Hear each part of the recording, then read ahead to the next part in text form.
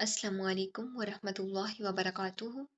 رب اشرح لی صدری ویسر لی امری واحلل عقدۃ من لسانی یفقہوا قولی۔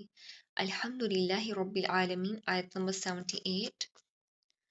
وَدَاوُودَ وَسُلَيْمَانَ إِذْ يَحْكُمَانِ فِي الْحَرْثِ إِذْ نَفَشَتْ فِيهِ غَنَمُ الْقَوْمِ وَكُنَّا لِحُكْمِهِمْ شَاهِدِينَ۔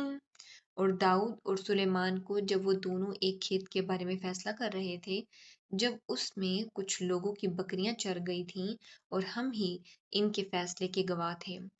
اللہ رب العالمین فرماتے ہیں کہ حضرت داؤد علیہ السلام اور حضرت سلیمان علیہ السلام ایک ایسے معاملے کا فیصلہ کر رہے تھے جس میں ایک کھیت کا مقدمہ پیش ہوا۔ یہ کمانی کا مطلب ہے کہ دونوں فیصلہ کر رہے تھے، یعنی دونوں کو فیصلے کی سمجھ اور اختیار حاصل تھا۔ اصل مسئلہ یہ تھا کہ ایک شخص کی کھیتی، یعنی کہ جو کھیتی کا مالک تھا، وہ نفشت فیہ غنم القوم، یعنی چرواہے کی بکریاں اس کھیت میں داخل ہو گئیں جو فصل کا مالک تھا، اور اس کی فصل کو سارا نقصان پہنچا دیا۔ اب دیکھیں، ایک مثال سے سمجھاتی ہوں کہ کوئی چیز اپنی جگہ سے بکھر جائے یا پھیل جائے، جیسے اگر کوئی چیز اکٹھی ہو اور پھر وہ ٹوٹ کر ادھر ادھر پھیل جائے، اسی طرح بکریاں بھی چرواہے کی غفلت کی وجہ سے ادھر ادھر پھیل گئی تھیں، اور جو فصل کا مالک تھا اس کی ساری فصل جو تیار ہو چکی تھی اس کو خراب کر دیا، نقصان پہنچا دیا۔ پھر یہ مقدمہ حضرت داؤد علیہ السلام کے سامنے آیا تو انہوں نے فیصلہ فرمایا کہ بکریاں کھیت کے مالک کو دے دی جائیں، لیکن حضرت سلیمان علیہ السلام نے اس سے بہتر اور زیادہ آسان اور انصاف والا حل بتایا۔ بکریاں وقتی طور پر کھیت کے مالک کو دے دی جائیں، لیکن وہ اس سے بھرپور فائدہ اٹھائے، اور بکریوں کا جو مالک ہے وہ اس دوران کھیت کی دیکھ بھال کرے اور اسے دوبارہ پہلے جیسا کر دے۔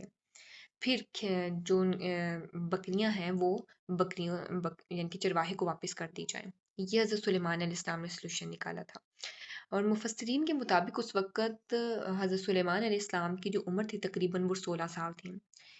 اس کم عمری کے باوجود اللہ رب العالمین نے انہیں بہت زیادہ سمجھ اور حکمت عطا فرمائی تھی، اور حضرت داؤد علیہ السلام نے انہیں اپریشیٹ بھی کیا تھا کیونکہ انہوں نے ان سے بہتر سجیشن دیا تھا۔ آیت نمبر 79۔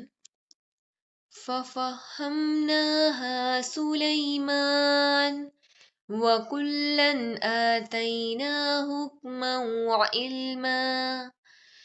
وَعِلْمًا وَسَخَّرْنَا مَعَ دَاوُودَ الْجِبَالَ يُسَبِّحْنَ وَالطَّيْرَ وَكُنَّا